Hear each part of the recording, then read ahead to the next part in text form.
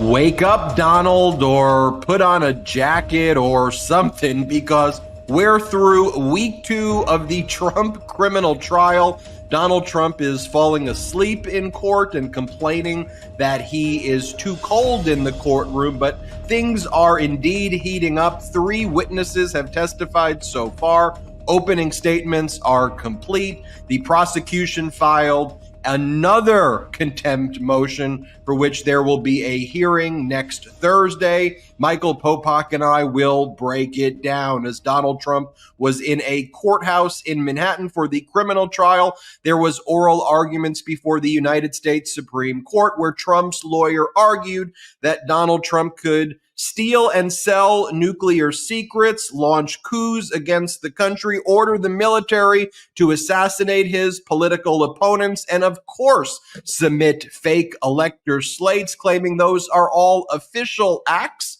What's the Supreme Court going to do? We will break it down. And also, it should be noted that Trump's former Attorney General Bill Barr gave an interview following that Supreme Court oral argument where Barr said that there was numerous occasions where Donald Trump had talked about executing his political opponents. But Bill Barr said, oh, he always says things like that. I think it's important to view those things collectively, and we will talk about that. Also, while all of that was going on, let's not forget about some proceedings still taking place in the E. Jean Carroll defamation case. Donald Trump has filed an appeal there. We know that, but he had also filed a motion for new trial before federal Judge Lewis Kaplan. In a scathing order, federal Judge Lewis Kaplan described in detail the sexual assault committed by Donald Trump, his defamatory conduct against his assault victim, and the level of egregiousness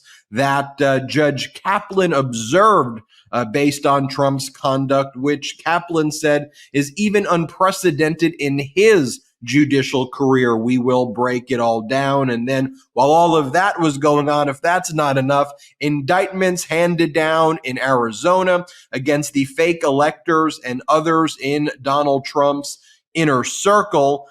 We will talk about that indictment, the implications of that indictment. So in other words, a fairly busy and historic week again, and there's no one else I'd rather break this down with than my co-host, Michael Popok, and no one else I'd rather be with than you, Legal AFers. Let's get in it. We've got a lot to discuss. Popok, how you doing on this historic weekend?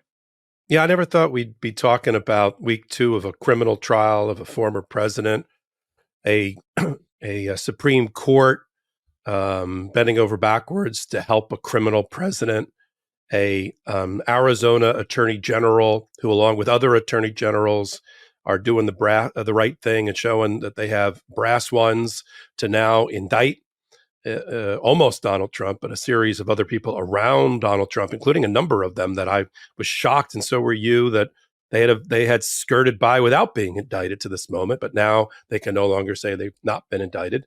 And we'll talk about whether Donald Trump will join them as an indicted co-conspirator in those places. And then, Judge Kaplan in the E. Jean Carroll case always keeps it real by reminding everybody who and what Donald Trump is that they are voting for in November, what he did, what the jury observed, and why he doesn't deserve a new trial or to have any of the damages up to $83.5 million reduced because the jury did the right thing, and Judge Kaplan called him out.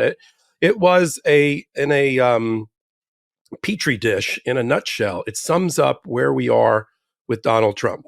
Those that want to vote for him in November have to ignore all of this evidence of wrong conduct, misconduct, sexual misconduct, and election interference in order to pull the switch for him. And that's okay as long as you acknowledge that you're doing that. For the rest of us that live and reside on planet Earth, facts like these matter. And juries, grand juries, and judges are not demonstrating animus or bias against Donald Trump. They're just doing their jobs and weighing the evidence as it's presented to them. And we, as thinking human beings, sentient human beings, should take it in as data as we're trying to select the next president of the United States. You mention a petri dish. You know what grows in a petri dish? Bacteria. And when you see Donald Trump sitting there, it does kind of look like bacteria growing in a petri dish. And when you see what he has spawned across the country, whether it's in Arizona, what his lawyer was arguing before the United States Supreme Court, some foundational principles that were, I always thought, self-evident here in the United States of America, that this is a country of we the people, not kings, not authoritarians, that we are a people of decency, that we are a people who love democracy, that we are a people of law and order. Popok, we see the ultimate stress test in our body politic, and we see the ultimate stress test in these courts as there are prosecutions for violations of the law. Period. It's that simple. And on the other hand, you have justifications for it that are extrajudicial, that frankly, based on all of your experience as a lawyer, all of my experience as a lawyer, all of the experience of Karen Friedman Agnifilo and the other great former federal prosecutors and state prosecutors who we have on this network, these are unprecedented times. But in these unprecedented times, it is incumbent upon us to continue to defend and preserve and protect our Constitution and to not run away from it, to not get disenchanted. That's what this show is about. Let's talk about everything that happened in the Manhattan District Attorney criminal case against Donald Trump this week. Recall, it's for Donald Trump's falsification of business records to interfere with the 2016 election. 3 witnesses testified this week. That's an image of Donald Trump in the court. You see Justice Merchan, the judge who's presiding over the case. In that photo, you see on Donald Trump's left, Todd Blanche, who gave the opening. You see Emil Bove on Donald Trump's right. There you see David Pecker, one of the witnesses who testified, the most compelling witness thus far. That's Trump. And again, Emil Bove, who did the cross-exam of David Pecker. Each day, we've been creating a scorecard here of the events taking place on each day of trial. We might as well start with the last day of the second week of the Trump trial, which was day 8. David Pecker, the former head of AMI, which owned the National Enquirer, finished his testimony. We then heard from Rana Graff. Rana Graff, Donald Trump, or the Trump Organization's personal assistant for many decades. Then you had Gary Farrow, a banker who was familiar with some of the shell companies that Cohen was setting up to make some of these hush money payments. And then more of Donald Trump whining how cold he is in the courtroom. And multiple observers talked about how Donald Trump would continue to fall asleep, near REM sleep, full-fledged naps, it was described. And I think Karen Friedman Agnifilo said it best when she said, I worked in that courthouse for 30 years. It is a government building. I've never heard people whine about the temperature. I mean, sure, the building may be cold. It's a government building, but that's just life. That's what it means when you don't sit on a golden toilet your whole life. Maybe you don't get the temperature that you like, but this whining, this complete whining. I like Merchan's comment to him. He said, you got 2 choices, Mr. Trump. You can either be boiling hot or you can be freezing cold. That's it. It's binary in this courtroom. So we chose cold, and you can adjust accordingly. Well, boiling hot witness and David Pecker for sure certainly exceeded my expectations as well of what a credible historian he was on the facts, talking about the deal he made with Donald Trump, multiple in-person meetings with Donald Trump, where Trump thanked him for making the hush money payments, thanked him for handling the McDougall situation, paying off Karen McDougall, who Trump had a sexual relationship with while Melania was pregnant and had given birth, thanking him for handling the doorman situation where they paid off a Trump Tower doorman who ended up not having credible info, but they thought he did at first, inviting Pecker to the White House, holding a thank you dinner for him, knowing that the cast of characters like Sarah Huckabee Sanders and Hope Hicks, while they were in the White House, were still involved in trying to extend some of these hush money agreements and non-disclosure agreements. We heard testimony from Pecker about what Trump was saying about Michael Cohen. Trump saying, don't worry about it. I'm going to take care of Michael Cohen for handling the other hush money payments that were made. So, I thought it was a very kind of credible testimony. But Popok, if you can break down your observations from week one, before we go into like the contempt hearing and things like that, just the three witnesses, what'd you make of it? What'd you make of the defense strategy? And where do you think we are right now? If you were evaluating the jury, where do you think they are? Take it away. I'll start with that one. The prosecution is way up on points. The jury, as I've said before in other hot takes, jury science tells us that juries make decisions very quickly. It doesn't matter how long your trial is, 6, 8 weeks, 10 weeks, 6 months. Juries make rapid decisions about who they trust, both as advocates and as witnesses and as a case, and who they don't. Meaning after the opening statements, which I thought went well for the prosecution, not as well for Todd Blanche. I thought his chuckling and laughing and being insincere about the quote unquote conspiracy and in other ways he was trying to show his disdain actually would have backfired for this jury. And then I think that the perfect roadmap witness, you and I talked about it last week. You and I had a little bit of a debate about what the first witness would be. I said it's going to be powerful. It's going to be a roadmap type witness. And I said it may be Pecker. So Pecker, the reason I thought it was going to be him is he's the only person that Donald Trump, he spent so much time and energy going after Michael Cohen. And I always thought Michael Cohen is what we call a sandwich witness. He's in the middle somewhere. He's down the road. His testimony has been reinforced and bolstered by numerous documentary witnesses and testimonial witnesses and roadmap witnesses. But if you have anything close to a roadmap witness, you have to put it on first because you have the jury's rapt attention after the opening statements. And now you don't want to waste that reservoir of goodwill and energy that you have by starting with, bringing on, Rana Graff and talk about, the fact that Donald Trump has Stormy Daniels and Karen McDougall in his Rolodex. I mean, that's like, okay, that's interesting. And yes, they'll tie it together. She served another purpose. I'm going to talk about Rana Graff in a minute. But if you can start off with somebody that maybe doesn't have every page of the hymnal, but has a lot of it, then that's what you use. And Pecker, there's only 3 people that are in the Trump Tower conspiracy, the TTC, that the prosecution presented in their opening statement. One's called Donald Trump, one's called David Pecker, and one's called Michael Cohen.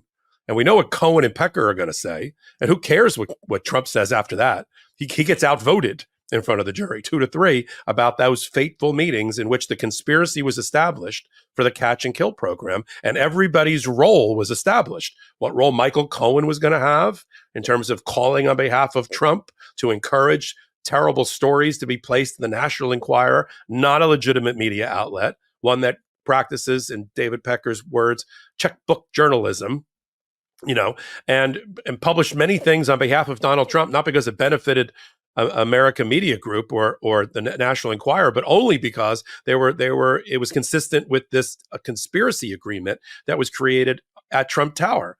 So Pecker was perfect, and he got to tell the story about the first 2 of the 3 targets, I almost said victims, of the catch and kill program.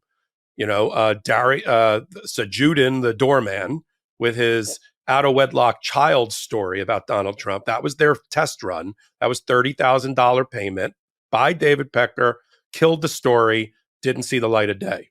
Second was Karen McDougall. David Pecker testified at length about it in ways that it's almost been, I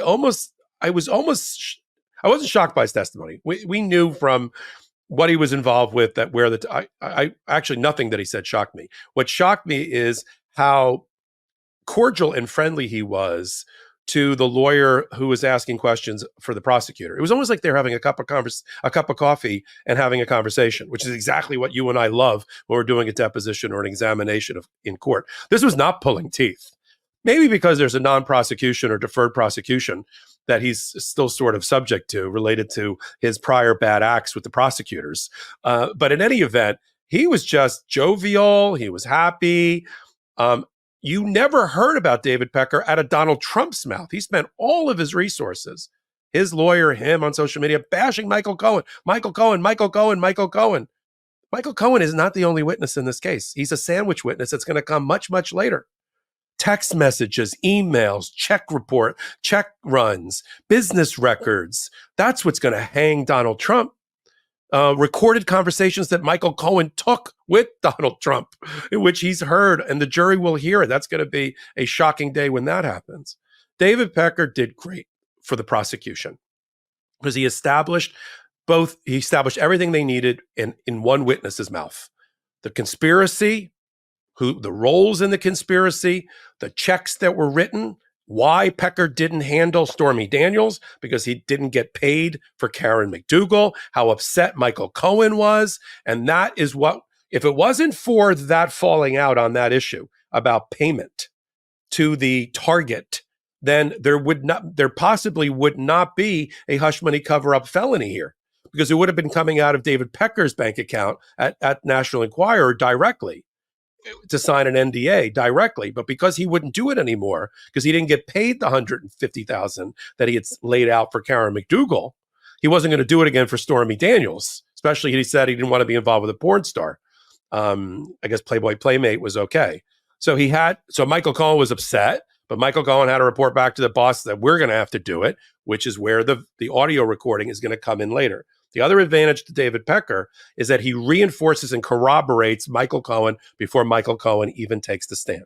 And we've all acknowledged, and both sides have acknowledged, that Michael, as a witness in this case, I'm not talking about him as a podcaster on the network, as a witness in this case is, well, I'll paraphrase the prosecutor, complicated, slightly compromised, got some issues. You got to acknowledge it up front. Otherwise, the jury's going to, otherwise you give the narrative over to the defense. So they both talked about Michael Cohen. But by the time Michael Cohen takes the stand, much of what he's going to testify to is already been established in the court of law. So that's another advantage of David Pecker. He helps Michael Cohen down the road on key facts. Next witness, Rana Graff. Rana's been with Donald Trump for 35 years. She is referred to as his right-hand man, right-hand person, or Trump whisperer. Everybody knows if you wanted to get to Trump, you got to get to Rana. She didn't want to be there. She acknowledged she didn't want to testify, which made her testimony even more powerful in front of the jury because she had to give it up, but she really didn't want to be there. And what did she establish? She introduced a new witness that'll be coming down the road who is an executive assistant who's going to be testifying later. So that name was mentioned a lot. Madeline, the name will come to me in a minute. So they talked about her training Madeline and Madeline's role working for Donald Trump. Why? Because that's a witness that's coming down the road, and they want the jury to hear that, ring the bell on that. That's one. Two, they wanted to establish that in the Trump Organization database was the phone numbers and contact information for Stormy and Karen McDougall. Yeah, that's normal. You normally have a Playboy Playmate and a porn star in your database for phone numbers, for contacts. And she established in advance of Stormy Daniels' arrival as a witness, because she's testifying, that she did see or hear that Stormy Daniels was in Trump Tower for a meeting with Donald Trump, she presumed for the Celebrity Apprentice, which matches up perfectly with Stormy Daniels' future testimony, because we know what that's from her documentary, that Trump, dangled the opportunity of a Celebrity Apprentice as a carrot to try to get in Stormy Daniels' pants. I mean, there's no other way to put that.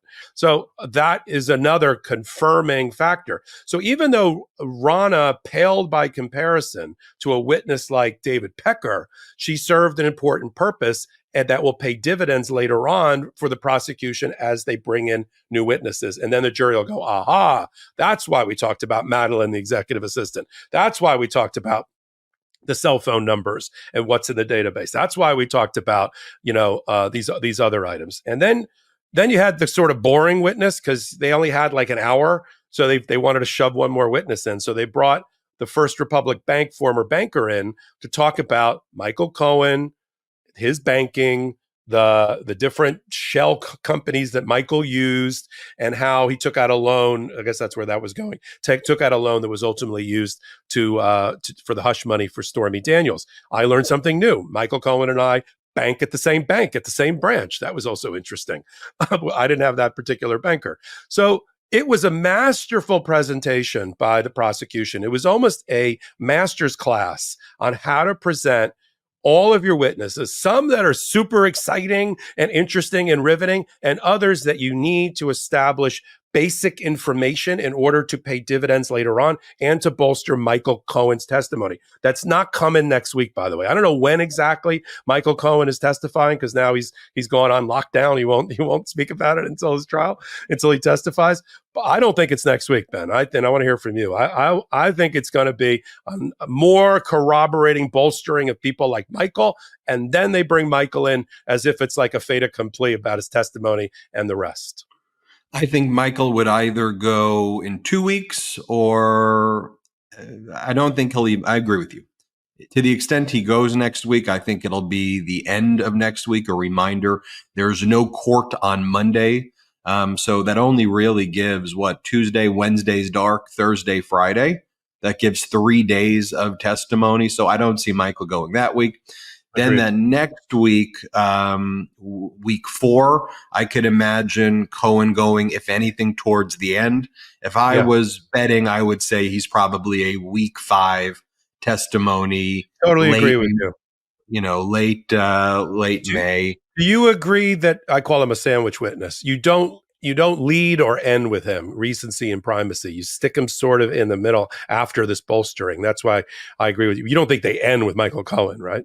No, they won't end with Michael Cohen. They'll put him, I think, 3/4 of the way done. I don't think they'll put him directly 50%. I think they'll put him like 70%, through it. And then they'll probably have, 4 or 5, more witnesses to kind of further corroborate after that. That would be my suspicion. But they are thinking, we'll just talk trial strategy here for a minute. And we do more of this, of course, on our Patreon. We're doing a lot of that now. They are thinking, this isn't random. I want people, nothing is random about the presentation of a trial by either team. The order of operation, the order of witnesses. Now, sometimes you have to, in the fog of war, in the fog of litigation, the best laid plans go, poof. Or as Mike Tyson used to say, everybody's got a plan until you get punched in the face. And sometimes you get punched in the face during the trial and you got to adjust. Oh, wait a minute. We got to move up a witness here because something's happened. But assuming that you do map out, you and I, when we do trials, we map out every week and every day. So they know, the prosecution knows, even though you and I are doing a little bit of kibitzing here, they know who they want to end the trial with.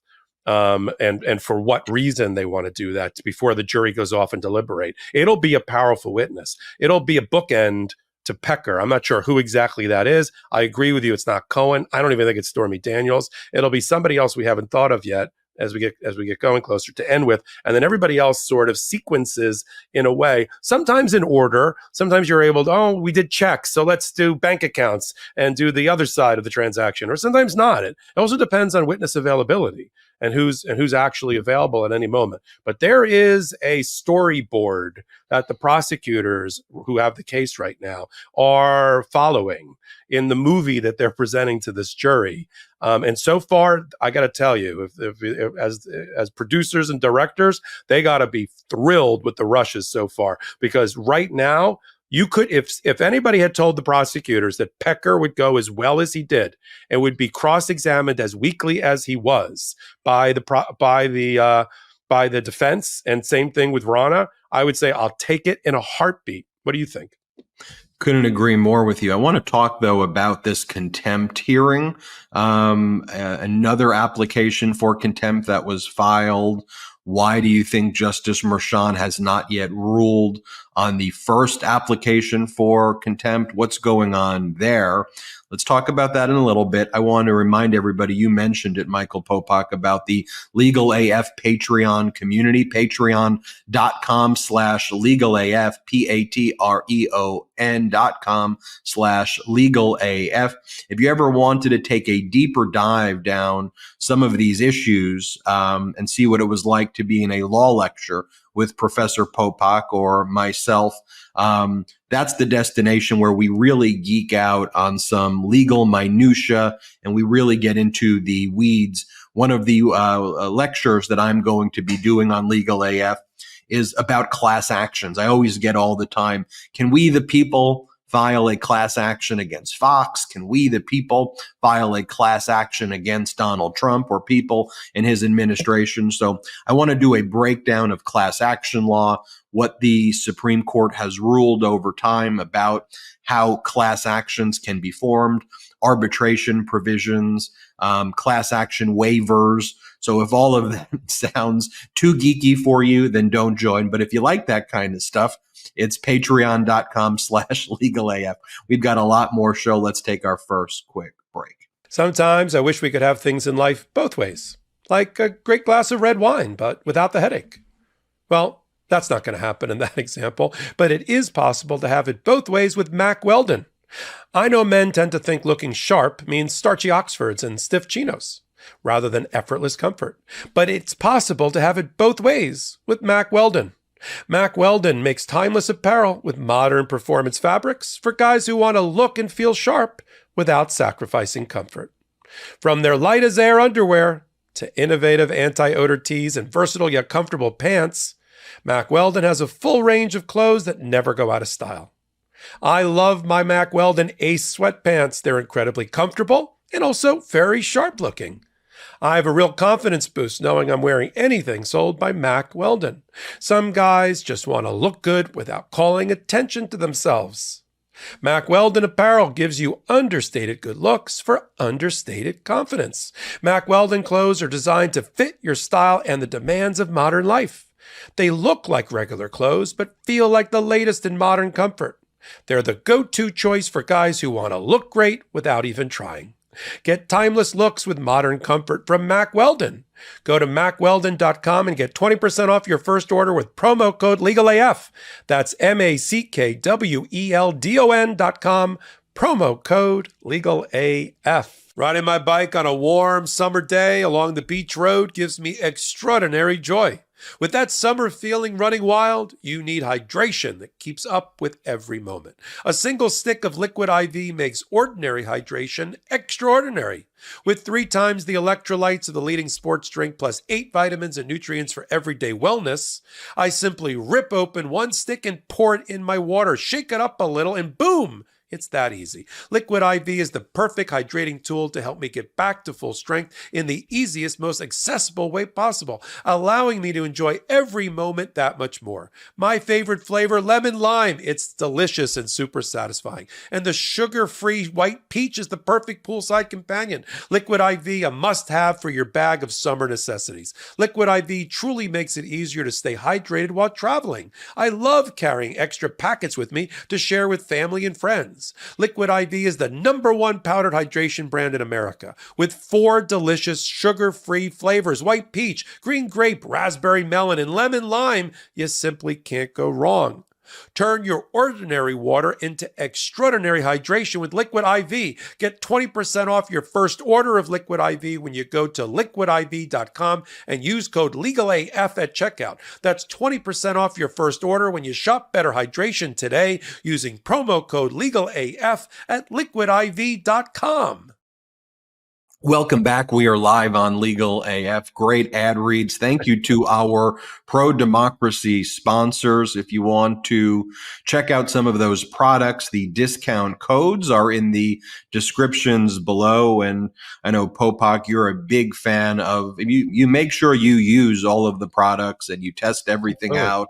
And you have fairly rigorous standards for those sponsors. And that's something that I'm proud that we do here. Getting back into the analysis on the criminal trial in Manhattan against Donald Trump. And I'm not going to spend that much time talking about how Donald Trump whines every single day and he says how cold he is and he falls asleep. And it's just a whole kind of bizarre, just very, very bizarre. But in some of these press conferences and some of his posts, although the posts have, although they've been, fairly inflammatory in the past few days, I don't know in the past few days if they've run afoul of the gag order, but they certainly were at the outset of this trial. The district attorney brought an immediate application for contempt. There was a hearing that was held, right away.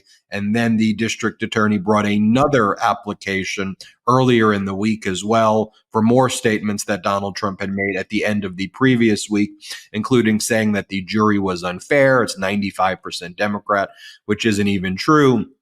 And so there's another hearing that's going to be taking place on this Thursday on that. But Justice Merchan hasn't yet ruled on the first application for contempt. Popok, do you think he's doing that to kind of just hold this over Trump's head?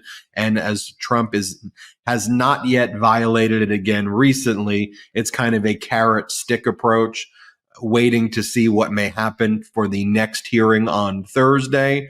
What do you make of it? Does this, I see some people saying, look, why do you have gag orders if a judge isn't going to, enforce it? Does this make Justice Merchan look weak that he hasn't immediately issued these sanctions against Trump? But Trump does appear, granted, while he's sleeping in court and whatever, he's not treating this court proceeding like he did with Engoron or even with Judge Kaplan. And so there is a little bit of that going on. So what do you make of that?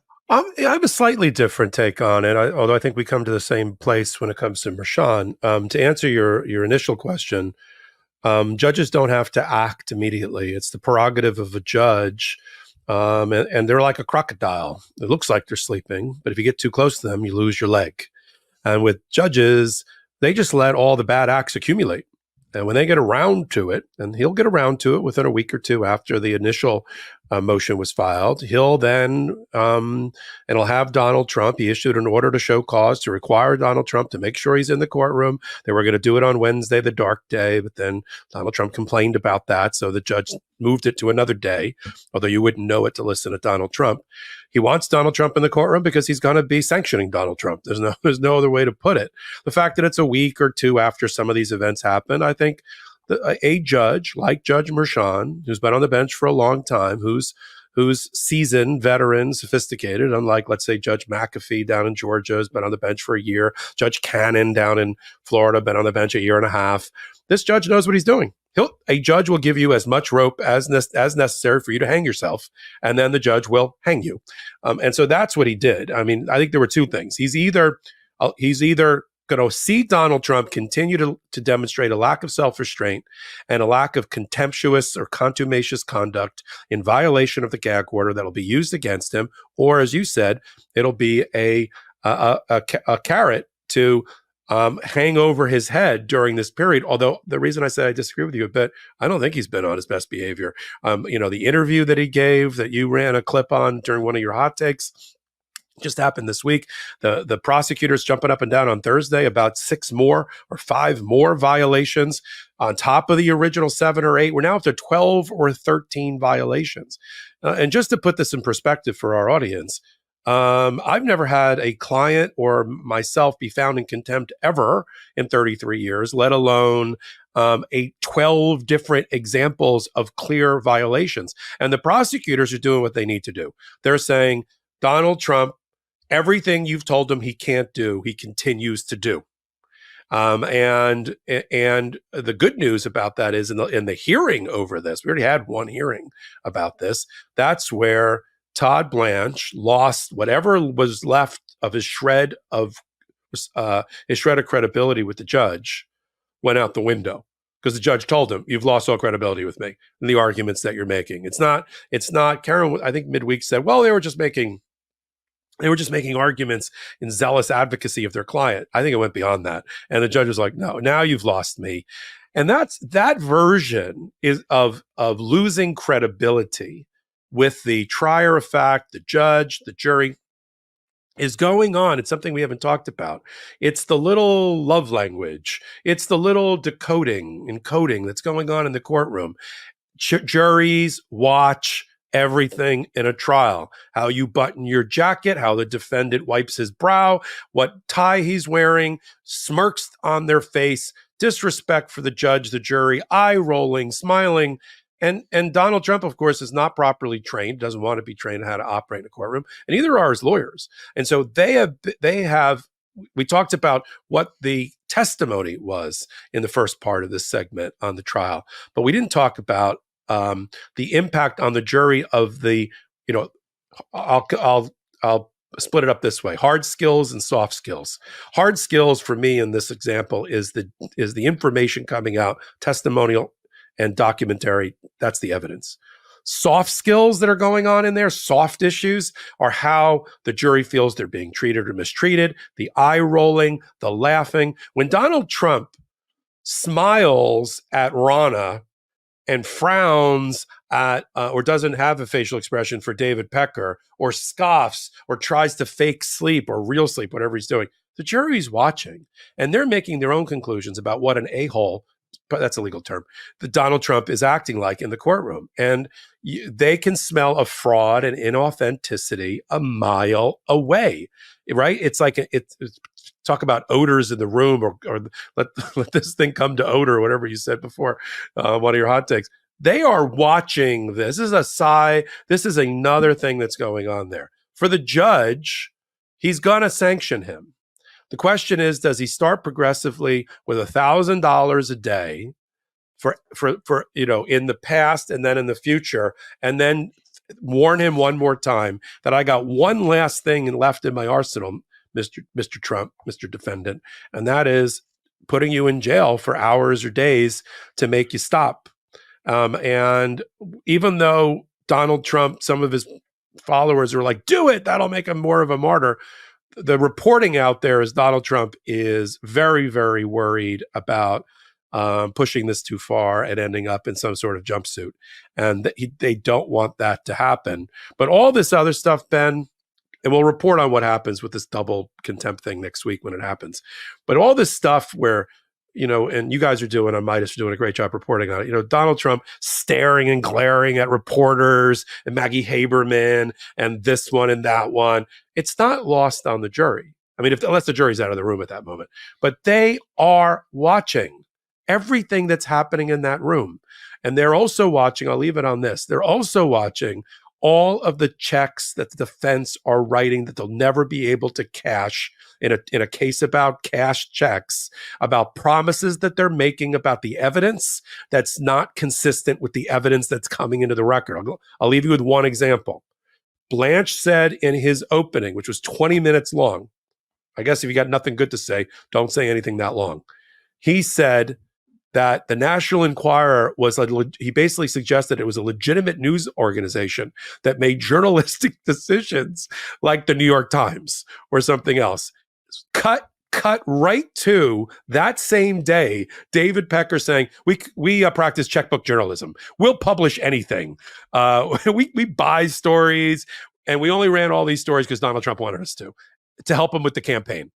The jury's got to be eye-rolling, at least in their minds, about the promises that were made and what really happened. And I thought it was remarkable that he knowing that Pecker was going to be the first witness, that Todd Blanche did very little, almost nothing to go after Pecker in advance of his testimony. I thought, and I can say this now because the cross is over on Pecker, so I would hate to ever be blamed of giving them guidance on how they should have done the cross on Pecker. I thought it was an absolute disaster on cross. I mean, you should have showed Pecker all of his articles about aliens are real. You should have showed him Bigfoot is alive, and you should have made him look like, look, you just published the stupidest stuff anyway. You're not even a real serious person. Like you're a clown. That's how I would have done the cross. And I specifically did not give that hot take because I did not want to give that guidance. But he couldn't do it, Ben, because he said in his opening, I agree with you, but then you have to do that in your opening. Instead, They said they were a legitimate news organization. And that's, to me, where I think they made a massive defense blunder. And I'm not one to ever try to give them the strategy. I'm often asked, like, what would you do if you were representing him? I'm like, I'd never represent him, number one. And number two, I'm not going to give him any guidance or strategy. But after they screwed it up, I'm happy to explain how they screwed it up. And it's something that they can't clean up at this point. Otherwise, they'd even lose more credibility if they now pivoted and changed their whole defense theory.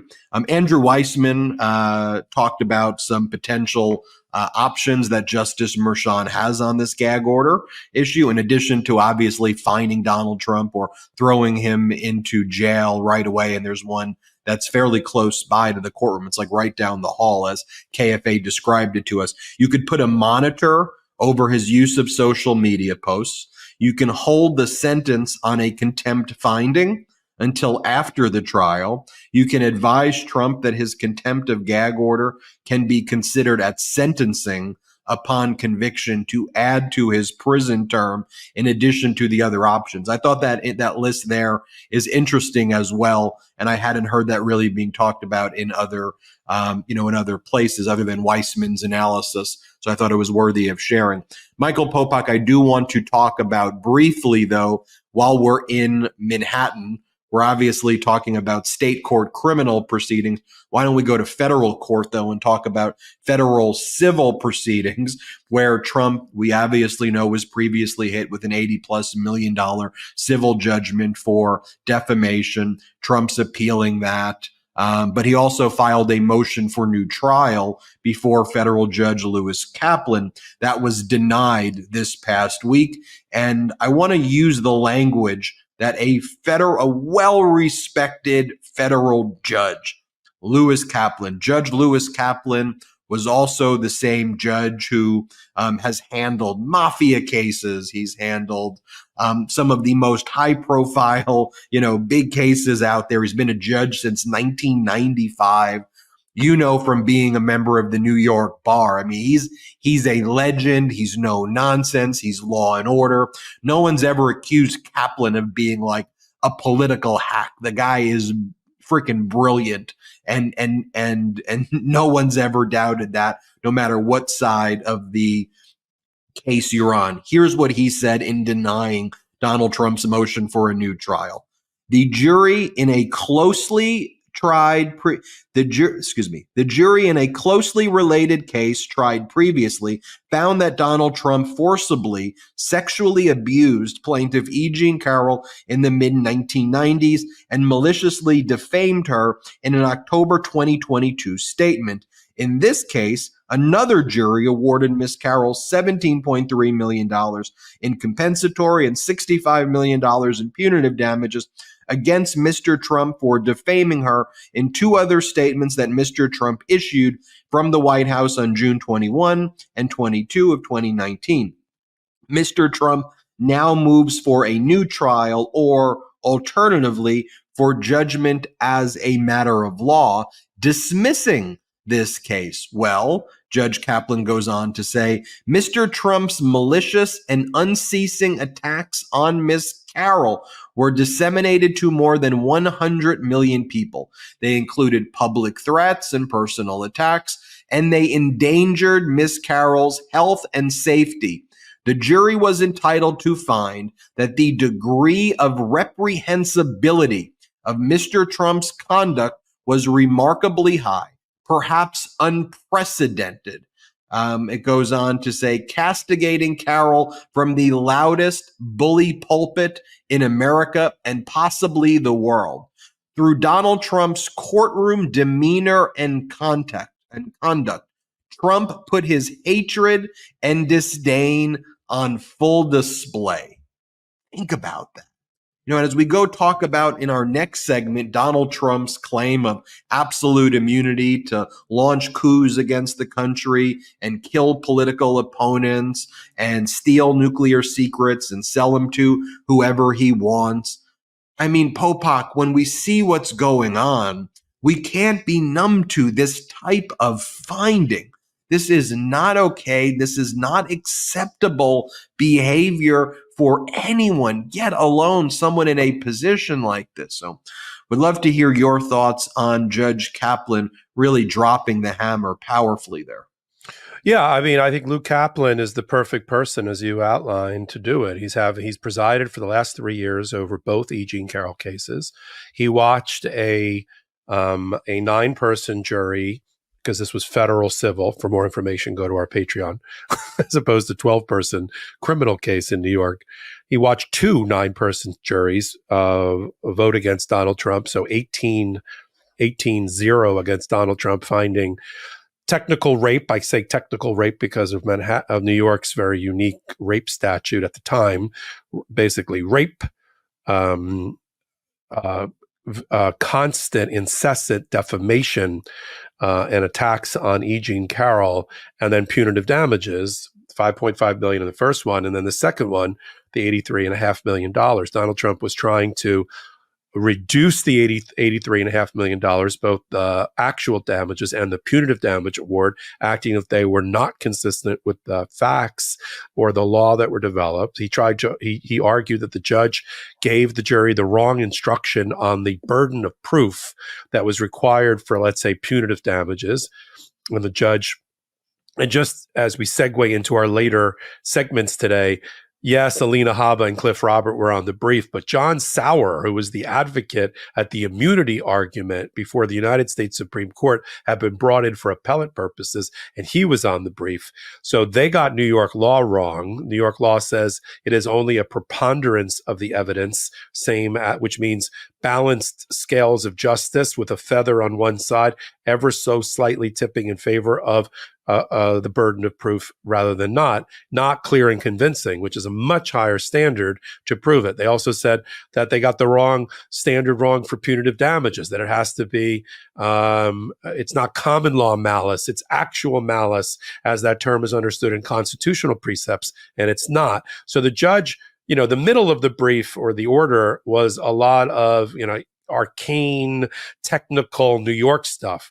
But at the end, and at the very beginning, it was, you were a rapist that was adjudged by 2 juries, and they watched your reprehensible conduct, which forms the basis, this is the judge now, which forms the basis of the punitive damage award in the courtroom in real time while you continued to manufacture bad, reprehensible facts while the trial was still going on, and they watched your behavior in the courtroom, the jury did, before they rendered their decision on punitive damages. For instance, the judge reminded Mr. Trump, for instance, in the beginning of the closing argument for the female attorney, Robbie Kaplan, representing E Jean Carroll, talk about lack of irony and misogyny on full display and disrespect.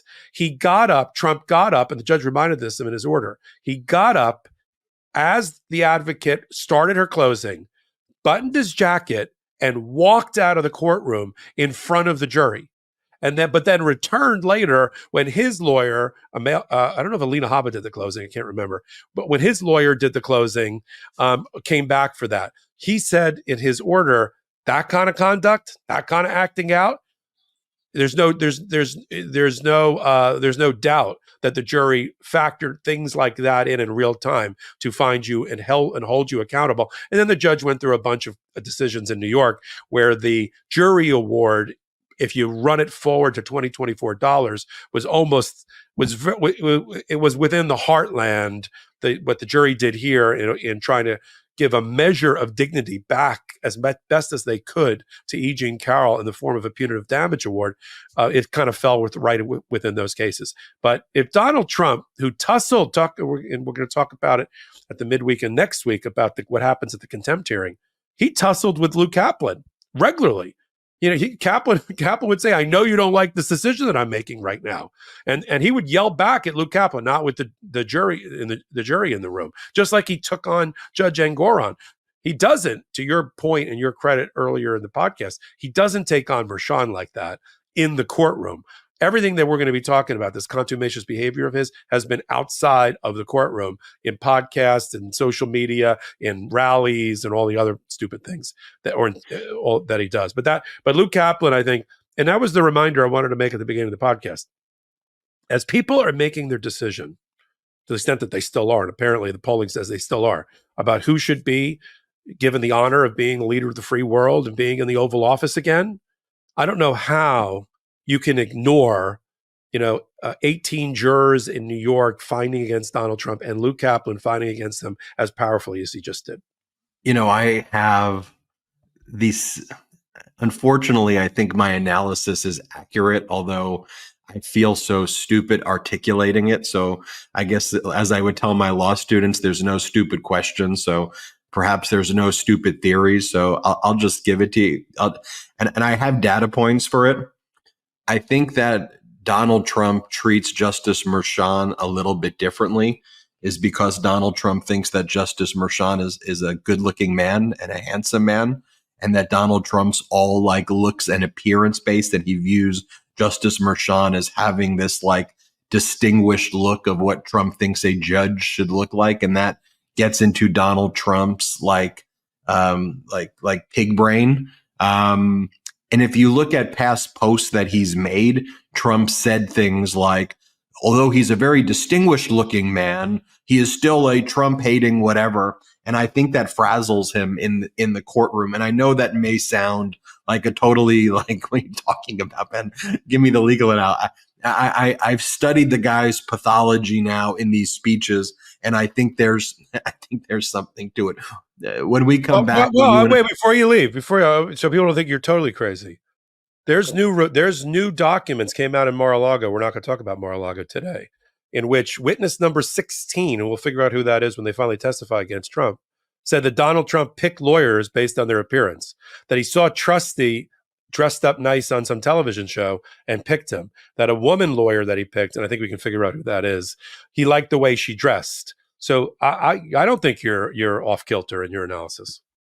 Yeah, and those documents that were released in the Judge Eileen Cannon Mar-a-Lago document case where Trump willfully retained national defense information, they talked about witness 16 or person 16 talked about how one of the lawyers would kind of walk in front of Donald Trump dressed a certain way at Mar-a-Lago so that she or that he or whoever we think this person may be could be getting more cases and more involvement in the cases by doing that. That was absolutely devastating what person 16 said and broke as. This was someone who was in the Oval Office with Donald Trump, who pointed out very specifically that this person 16 had told Donald Trump, you're violating the law, return the boxes, these don't belong to you. What in the world are you doing? And then talked about all the other crazies in Trump's world who were knowingly violating the law and giving Trump unlawful information. But Trump's argument is that he's immune from everything, that there is no such thing as criminal cases that can ever exist if someone holds the office of the presidency. His lawyers made some of the most, I think, gross and outrageous arguments I've ever heard, period. I want to talk about that, and we'll talk a little bit about the Arizona indictment. Let's take our last break of the day. Did you know that traditional bed sheets can harbor more bacteria than a toilet seat? It can lead to acne, allergies, and stuffy noses, and it's just gross. Miracle Made offers a whole line of self-cleaning, antibacterial bedding such as sheets, pillowcases, and comforters that prevent up to 99.7% of bacteria growth and require up to 3 times less laundry. Using silver-infused fabrics inspired by NASA, Miracle Made sheets are thermoregulating and designed to keep you at the perfect temperature all night long, so you get better sleep every night. These sheets are infused with silver that prevent up to 99.7% of bacterial growth, leaving them to stay cleaner and fresh 3 times longer than other sheets. No more gross odors. Miracle sheets are luxuriously comfortable without the high price tag of other luxury brands, and feel as nice, if not nicer, than sheets used by some 5-star hotels. Stop sleeping on bacteria. Sleep clean with Miracle. Go to trymiracle.com/legalaf to try Miracle Made sheets today. And whether you're buying them for yourself or as a gift for a loved one, if you order today, you can save over 40%. And if you use our promo LegalAF at checkout, you'll get 3 free towels and save an extra 20%. Miracle is so confident in their product, it's backed with a 30-day money-back guarantee. So if you aren't 100% satisfied, you'll get a full refund. Upgrade your sleep with Miracle Made. Go to trymiracle.com/legalaf and use the code LegalAF to claim your free 3-piece towel set and save over 40% off. Again, that's trymiracle.com/legalaf to treat yourself. Thank you, Miracle Made, for sponsoring this episode. Look at my recording studio. You don't think I worry about window treatments? You don't think I care about privacy? Look at the windows behind me. I need window treatments. And now finally, there's a better way to buy blinds and window treatments. It's called 3-Day Blinds. They're the leading manufacturer of custom window treatments in the U.S. And right now they're running a buy one, get one 50% off deal. We can shop for almost anything at home. Why not shop for blinds at home too? 3-Day Blinds has local, professionally trained design consultants who have an average of 10 years or more of experience that provide expert guidance on the right blinds for you in the comfort of your home. Just set up an appointment and you'll get a free, no obligation quote the same day. Not very handy? I'm not. The expert team at 3-Day Blinds handles all the heavy lifting. They design, measure, and install, so you can sit back, relax, and leave it to the pros. There's a better way to buy blinds and window treatments. It's called 3-Day Blinds. They're the leading manufacturer of custom window treatments in the U.S. 3-Day Blinds has been in business for 45 years, and you may not hear it in the name, but they make an incredibly high-quality product. That's why they are the highest rated blinds company on Trustpilot at 4.7 out of 5 stars. No matter your unique need, from motorization to home automation to room darkening or child safety, with 3-Day Blinds, you choose from thousands of options that fit any budget or style. And with actual samples, you won't be guessing about what your blinds will look like. Right now, you can get 3-Day Blinds, buy one, get one 50% off deal on custom blinds, shades, shutters, and drapery. For a free, no charge, no obligation consultation, just head to 3dayblinds.com/legalaf. That's buy one, get one 50% off when you head to 3dayblinds.com/legalaf. One last time. That's the number 3, DAY, blinds.com/legalaf. One more time. Thank you to our pro-democracy sponsors. The discount codes are in the description below. Popok, I know you love all of those products, and I want to give a special thanks to them. They're right there, everybody. Fantastic. Let's talk about these oral arguments before the United States Supreme Court. Look, as far as I always knew, this is a country of we the people. This is a country where no one is above the law. This is a democracy. This was a constitution, a revolution that was fought before that as a reaction to the very concept of absolute immunity. Absolute immunity existed. It was called kings and authoritarians and despots. That's what America was, a reaction against that. So we created a government by the people for the people. That's what we did. So these concepts shouldn't be, to me, overcomplicated or confusing. And if they are, it's because people with agendas are trying to create, complicated issues to justify a dictator, to justify an authoritarian. It's not lost on me, Michael Popok, that just recently the Supreme Court found that President Biden did not have the authority to forgive student loan debt, that was not within the executive power, that the executive power was overreaching by forgiving student loans. That's what the right-wing Supreme Court held. On the other hand, the Supreme Court appears to be seriously contemplating the fact that while President Biden can't forgive student loan debt, Donald Trump can launch coups and kill political opponents. Donald Trump can submit fake electors. Donald Trump can sell nuclear codes. It doesn't make any sense.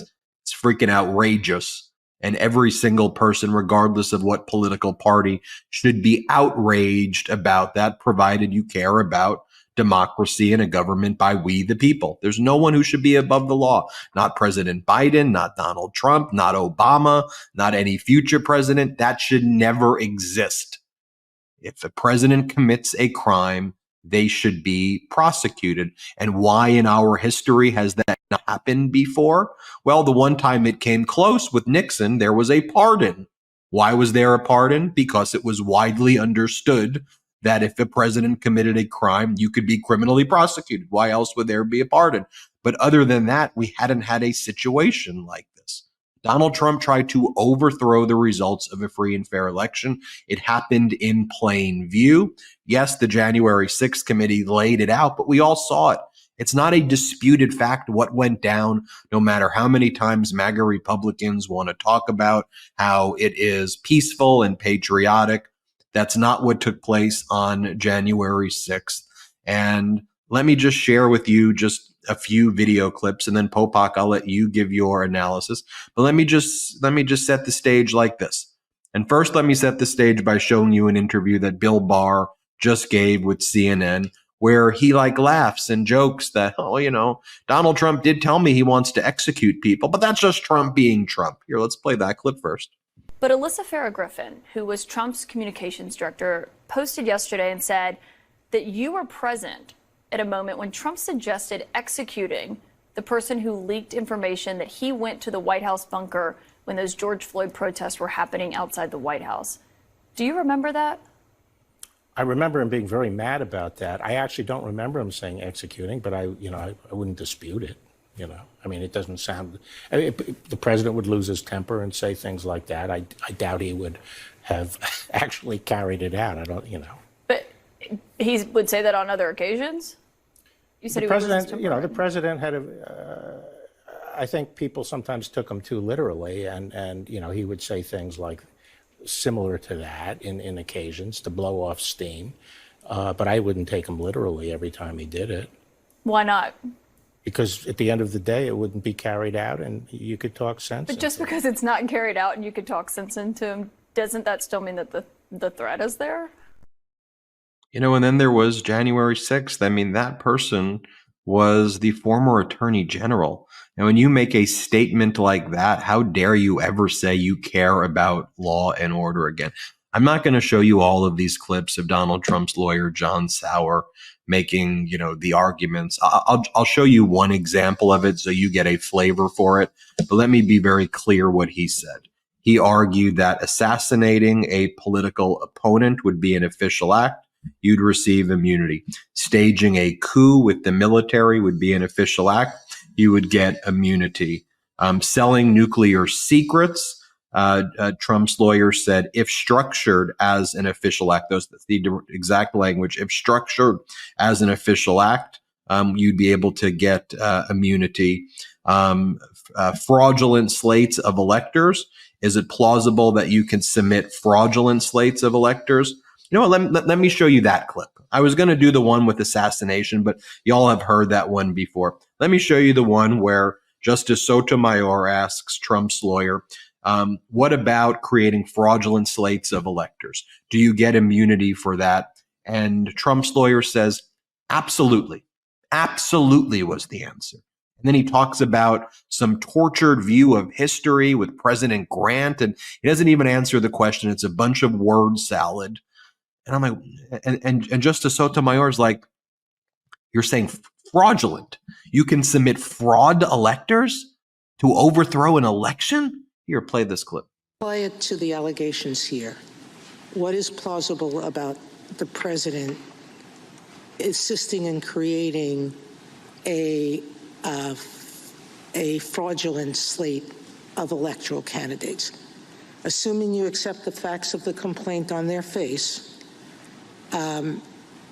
is that plausible that that would be within his right to do? Absolutely, Your Honor. We have the historical precedent we cite in the lower courts of President Grant sending federal troops to Louisiana and Mississippi in 1876 to make sure that the Republican electors got certified in those two cases, which delivered the election to Rutherford B. Hayes.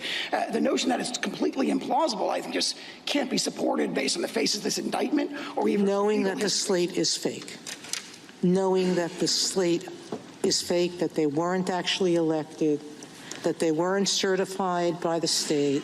He knows all those things. The indictment itself alleges, I dispute that characterization. The indictment affixes the word label to the so-called fraudulent electures. It affixes the word fraudulent, but that's a complete mischaracterization. On the face of the indictment, it appears that there was no deceit about who had emerged from the relevant state conventions, and this was being done as an alternative basis. But I want to... What are you talking about? What are you talking about? I'll throw it to you, Popok. The very fact that this argument is taking place in the United States Supreme Court brings so much shame to our country. And you and I have such a big international audience. I always get emails from people in Australia and the UK and Germany and across the world, South America. We get emails every day from people. They're looking at this and saying, what? Huh? Seriously? Popok, what'd you make of it? Well, I think I agree with Lawrence Tribe that the stain on the Supreme Court, based on where I think this ruling is going, and I'll give you my view of where I think this ruling is going to be worse than it was on than Bush versus Gore. And I can kind of break that down for you. And I've given the decoder ring in the midweek edition. When you hear the right-wing conservatives, Kavanaugh, Gorsuch, and Alito, and even Roberts, using the following phrase or a version of it, let's forget the facts of the case. Let's talk about it in the abstract. I don't care about the indictment against Donald Trump. I'm worried about the future and legacy. When you hear those judges say that, especially knowing that each of them was either in the Department of Justice or in the White House at the time that this concept of the unitary executive branch or the supremacy of the presidency held sway, and that is obviously something that Kavanaugh, who's always been referred to as a political hack, Gorsuch and Alito and Thomas believe that not only is the president the sole occupant of one of the branches of government, but the occupant of that office. It always happens to be a Republican whenever they make pronouncements like this. It's never a Democrat who's in office. Bush versus Gore, they side with Gore. Trump v. US, they're going to side with Trump. Even though they're saying, we don't care about the facts of this case. Well, first of all, you have to care about the facts of the case. That's what Sotomayor, when you played her clip, is trying to bring this back and ground it in the live case or controversy that is before the court, because otherwise, what are we doing here? This isn't, as I joked before, not even joked, as I said before, this isn't ChatGPT. You just plug in facts and ask for a law of the land to be cranked out. This is supposed to be based on the indictment. They never mentioned the indictment on the right wing of this court during the oral argument. They rarely mentioned the issue that was supposed to be on appeal, which was, as a former president, enjoy immunity for official conduct. Although Roberts got the lawyer for the Department of Justice sort of wrapped around his axle on the issue of whether, as I said before, the DC Court of Appeals got it right or wrong on the fundamental issue that even in official acts, there can be criminality that needs to be prosecuted. Roberts doesn't like that. He said it out loud. We don't like that. And we're going to have to make a change there because I don't like that tautology of it's a crime because it's a crime. And we're going to figure it out. So this is where I think it goes after all of this thought experiment about assassinations and coups and fake electors all being official conduct. And to paraphrase Justice Ketanji Brown Jackson, who continues to impress me as becoming the intellectual heavyweight on that court in only her second year. And she said, why are we even talking about trying to divide things between official conduct and private conduct? Why does it matter if what we're talking about are moral crimes that are so obvious that it automatically takes it out of official conduct. And why are we talking about immunity in those terms? Totally agree with her. Here's how I think this comes down, based on 5 or 6 votes of the right wing, as I think Amy Coney Barrett gets sucked over to the right, although she seemed to dance in the middle during the oral argument. I think they're going to send it back down to either the DC Court of Appeals or likely Chutkan to figure out and look at the indictment. Because now they're going to look at the indictment. They didn't look at it at all, care about it during the hypotheticals on their oral argument answers, questions and answers. But now they're going to tell them, go through the indictment, the overt acts and the acts that underlie each of the counts, the 4 counts against Donald Trump, and divide that world into private for personal gain on one end and official core presidential conduct on the other end, and then hybrid things that started as official conduct or within official conduct and became private, like bribery of an ambassador appointment, as some of the justices talked about. And then they're going to rule that if it falls into the bucket of official conduct, no matter that it moved into criminality, or as Ketanji Brown Jackson said, what I'm worried about is not that the making something criminal that even a president at the time can be held accountable to will have a chilling effect on that president's exercise of his powers. I'm worried that without it, the White House becomes the seat of criminality. That's Ketanji Brown Jackson, and she got it dead right. So what they're going to say is if it's official conduct, absolute immunity. That's going to be the new law of the land coming out of this 5-4, 6-3 ruling. If it's private, and many of the things that are in there, campaigner in chief trying to cling to power, that's not an Article 2 thing. That's a Donald Trump doesn't want to leave office thing, and that could be categorized as private. That's not going to get immunity. And then you got this world of the hybrid with whatever guidance that's going to come out of this written decision, written by Roberts or Alito or one of them, that's going to say if it's a hybrid, then on a case-by-case basis, you have to do this analysis. And maybe there's absolute immunity and maybe there isn't. And all the great things we heard from Sotomayor, Kagan, and Ketanji Brown Jackson are going to be vigorous dissents that are going, I am making this prediction. And we'll have to, hopefully we'll still be on the air 20 years from now, as history looks back on the stain of this court and what the Roberts court did. In much the way Karamatsu, the decision to intern Japanese Americans, was seen as a stain on the court. Decisions about education and Black Americans was seen as a stain on the court until those things were fixed, and other things related to slavery. This is going to be a stain on the court that's going to have to be fixed. And they're going to go back to the dissents of, I hope each of them writes one, and they're going to say those people got it right, and history is going to judge the majority opinion as being, you're letting a president commit a coup or assassinate someone in the interest of official conduct, and you gave that person immunity. As you said, what kind of world are we now in?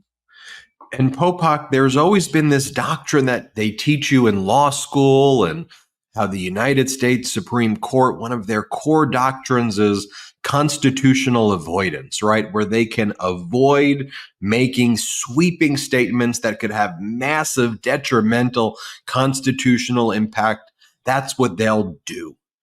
So why would they go in the direction that you say, which I agree is where they're likely going to go, to allow authoritarians and dictators to essentially take root in the White House, versus just addressing the conduct here, right? Like, only Justice Sotomayor in the clip that we showed, that's why I wanted to play that one. That may have been one of the only times, and her and maybe Justice Ketanji Brown Jackson were actually talking about this case. What occurred on January 6th? What occurred here? Fake elector slates. What Trump did to try to overthrow our democracy, which, by the way, Supreme Court, would have then led to the overthrowing of likely you as well, and would have just led to a dictator. Why weren't we talking about the case?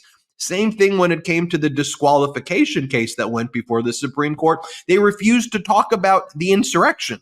They refused to even talk about the conduct that took place. That why we're even having this discussion is not some hypothetical law school academic exercise. It's a real thing that occurred to try to overthrow our democracy. It exists. Your job as a judge is to judge the thing that happened. Are you cool with it? Are you not cool with it? That to me is a very basic principle. That's why you're in trouble, and I wanted our audience to know it. When you're listening, because I want them to be, as and you do too, and so does everybody else on our network, educated consumers of this information. We don't just host the live stream for oral arguments in the United States Supreme Court for no good reason, and to service our community, but we also do it in our analysis to let you know in advance. And I'm just telling you right now, this is easy. This is the tell of the United States Supreme Court in the right wing. When they start talking about, we don't want to talk about the facts of the case. We don't want to get embroiled in the facts. I've heard them say it during the religion, separation of church and state arguments. And when you hear that, run as fast as you can, because the next thing, and it wasn't just one this time, it was Alito. Let's talk about it in the hypothetical because we don't want to get bogged down in the facts. Kavanaugh, same thing. Gorsuch, same thing. Roberts, in his own way, same thing. Look out. Here comes the judicial activism that conservatives, look at you and I, you defending conservatism, not but just as a principle, because they're not. This isn't conservative. This is judicial activism for which they attack Democratic appointed judges when all they're doing is they came onto that oral argument and they wanted to reverse engineer with a position that they wanted to take. They knew they were going to take it, and they wanted to throw all the distracting facts out of the way. And the problem the advocate for the Department of Justice had, who I thought did a fine job, did an okay job. He came in, poor guy. He came in wanting to debate the lower court decision as it related to the appellate question that was framed for the appeal based on the indictment in front of him. But what he ran into was the headwinds and the turbulence of right-wing justices that wanted to make new law. It's always for the Republican president for some reason. And just one last thing on that. So we want to call them out. To say we don't care about this president, we're making a statement for the future, the history, and the legacy. No, you're not. Yes, you are, because we're going to be stuck with this terrible, terrible decision. And if Ketanji Brown Jackson is right, and I think she is, can you imagine what Trump 2.0 without this threat that he could be found in criminal conduct for something that he does in office, what he'll do, or the worse, what the next occupant of the office does with this now as the precedent? At least Nixon, knowing that he could be prosecuted, he did really bad things. But could you imagine what he would have done had he thought that he'd have no criminal liability? And it's not even dystopia. It's not even apocalyptic what Ketanji Brown Jackson said. Of everybody that said something on that panel, that was the one that resonated most with me. We're going to convert the White House into the seat of criminality when it's occupied by the very wrong person like Donald Trump. And what I think needs to happen in response is, one, pro-democracy voting, but two, there's got to be legislation that gets passed that has to affirmatively say every single law that exists here, the president shall be held criminally responsible, which I guess if you play that out in the hypothetical, then that gets challenged as a separation of powers constitutional challenge. But, in any event, if you look at these rulings, and again, just take, the same thing with Dobbs, where they didn't want to address the facts even before it, and they expanded it. The Dobbs decision, Popok, was not the question before the court. Was not, do you overthrow Roe v. Wade? It was whether this law in Mississippi was valid or not valid. And then they used that to overthrow Roe v. Wade, to overthrow super precedent. And then they completely demolished massive precedent by answering a different question than the one that was before it. It goes against everything that you were taught at Duke Law School, everything that I was taught at Georgetown, everything that we, grew up learning about the law. You have these people in the Supreme Court, the right-wing justices, and they've been working to create this for decades and decades and decades. And they've been, using the gaslighting terms of, oh, we have to stop the activists, we have to stop that. Then they get on, and what do? They're the most activists. They torture and destroy the Constitution. And ultimately, they're creating the downfall of themselves, too, as the Supreme Court. It's so naive. It's so dystopian, because if you're going to give the authority to a dictator, the first thing they're going to do is get rid of you. It's really horrific. Make one point before we move on to the last segment, because I always hate to end on a dour note, and I want to tie it to what you've said and I've said throughout this podcast and throughout Legal AF. What you can do about it. Look, 6-3 right now. The super precedent that you talked about that used to be so enshrined in constitutional analysis, that a case that had been affirmed over and over and over again, like Roe versus Wade and the underpinnings of it, would not be easily disturbed. That's gone out the window. What that means for me is, if Biden gets back in, which we're working hard to have that happen, and the next president is also Democratic, there could easily be 2 vacancies. Trump got 3. There could easily be 2 vacancies. If there's 2 vacancies, we won't get into how vacancies happen, but if there are 2 vacancies, it becomes a 5-4 court the other way. And a 5-4 court the other way could revisit Dobbs and revisit all of this crazy stuff that's going on right now and say, what super precedent? We just did it, 4 years ago, 3 years ago. We need to fix it. And they could fix it, because what the Republicans have done on that panel, on that court, is signaled that precedent and super precedent and stare decisis don't matter. So if they don't matter, then when the Democrats get back into power, and if it goes 5-4 the other way, with just 2 votes going the other way, then we can fix this stain and this scourge on the history of, and we don't have to wait 10, 15, 20, 30 years. I'm just going to leave that out there. That means voting matters. That means November 5th matters, down ballot and otherwise. And that means getting the right person into the occupancy of the Oval Office really matters. I have left my friends who were sort of apolitical or neutral in the past. I've said, I don't care if you care about anything else, but you have to put the right person in to pick the United States Supreme Court, or you're not going to like the result. I said that 10 years ago. I said that 5 years ago. And look at the landscape we're in right now.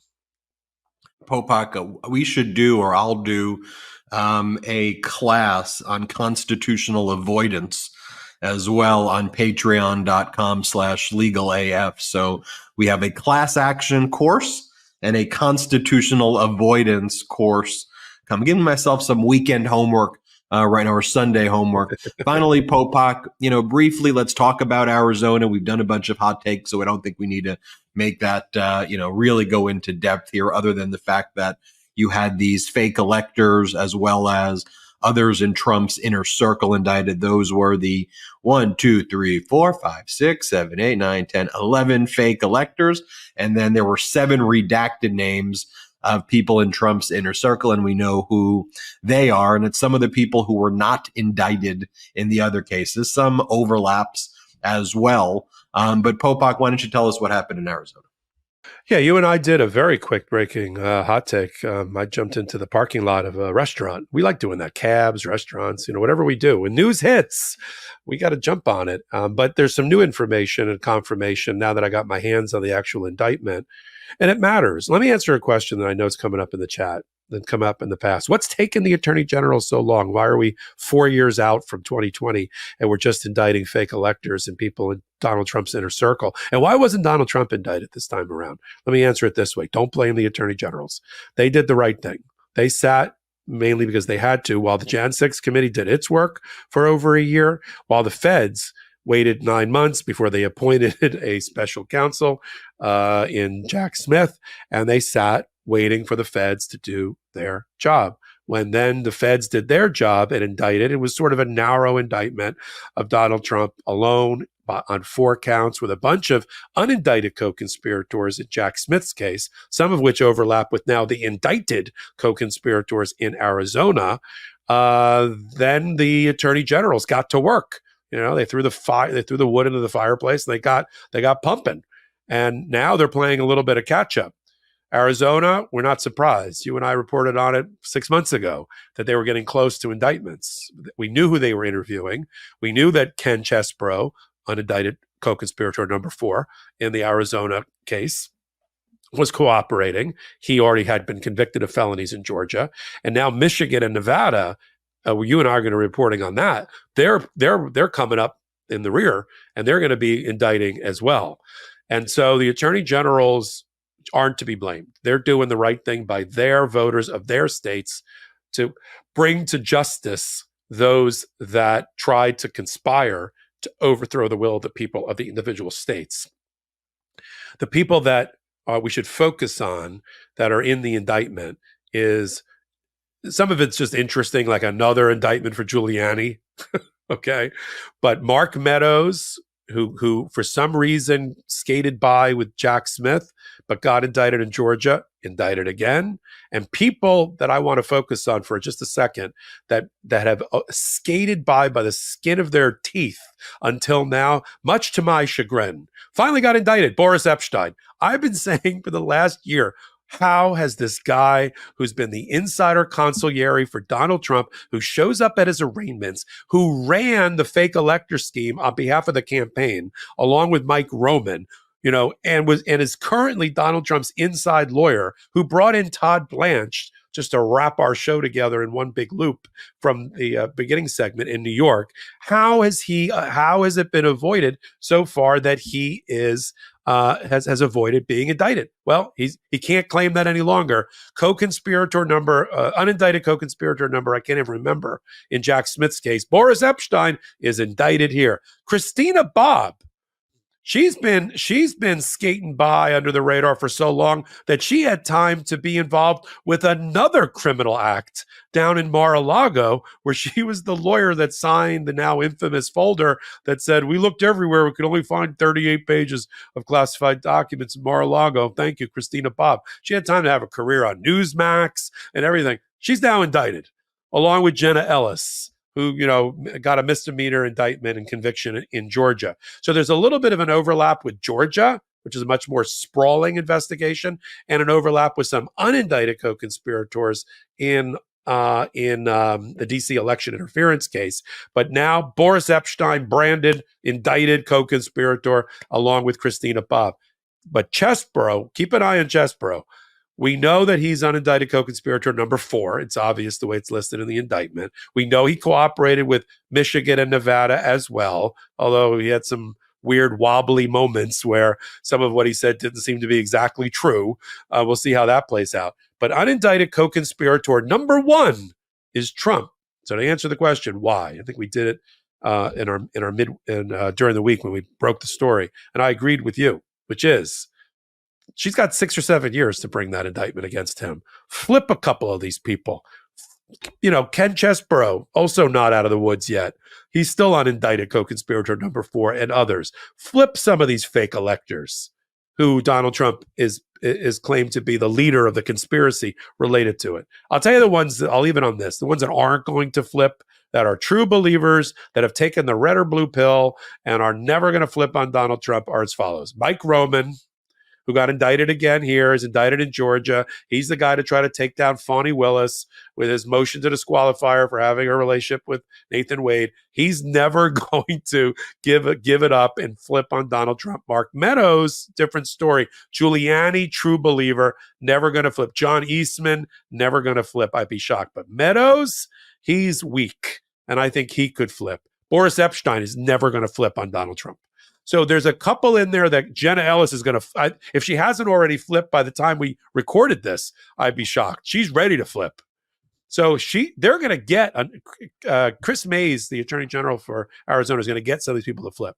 and Ken Chesebro, and then she can go for whatever they do in Arizona, superseding indictment or amended indictment, whatever it's going to be, or a separate indictment against Donald Trump. And do we need another trial that Donald Trump can point to try to stop the current trials from happening? Probably not. Let's get past this period. Let's get into post-November. If Trump loses, he'll just have to face the music in all of these cases.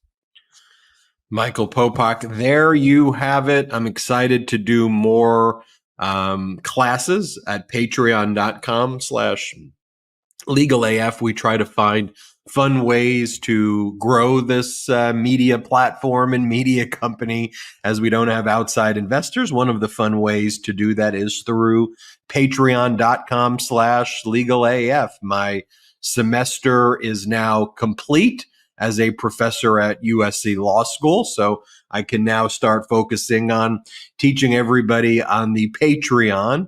I'm not going to say what the USC tuition is, but if you ever wanted to be in one of my classes, I think the Patreon deal is a good one. I'll just leave it at that without a one-to-one comparison on tuition fees. It's not a real law school, though. I'll give you that disclaimer, which I may have to legally, but you'll nonetheless get the similar types of legal classes that I teach. Patreon, slightly shorter, patreon.com/legalaf. That's patreon.com/legalaf. Thanks to our pro-democracy sponsors as well. They really play a big part also in helping us grow this platform. We have to grow this platform, and build the staff some way. And so it's cool that there are pro-democracy sponsors with cool products and services that we could, that want to be on shows like this. So we're grateful for that. And of course, we're most grateful for you, all of the Legal AFers, for making our trial coverage and our coverage here on Legal AF the most watched legal coverage, not just of the Trump trials, but on the day-to-day legal developments at the intersection of law and politics in the United States of America. I haven't tested if it's the world, so I won't make that claim yet, but at least in the United States of America, I'm pretty sure the world, but making the legal analysis the most watched in the United States. That's thanks to you. So let's keep on growing this community together day by day. Tell your family, friends, coworkers, colleagues about this show for the thorough analysis, fact-based analysis, deep insights, where we show you the evidence, we show you the facts, we go over the statements in detail, let others know about the show. Let's continue to grow this together. Thank you, thank you, thank you, Popok. Always a pleasure to co-host these with you. And a reminder to everybody watching as well, each morning on a trial day, so we're off on Monday, but trial is Tuesday, Karen Friedman-Agnifilo and I, before trial starts, we give about a 20 to 30-minute review of what to expect that day. And then as soon as trial ends for the day, Friedman-Agnifilo and I, KFA and I, then do a summary of everything that went down that day. And additionally, Popok, myself, Karen, some of the top former federal prosecutors, state prosecutors that we have on this network give those daily hot takes to give you better insight than I think you'll get anywhere else.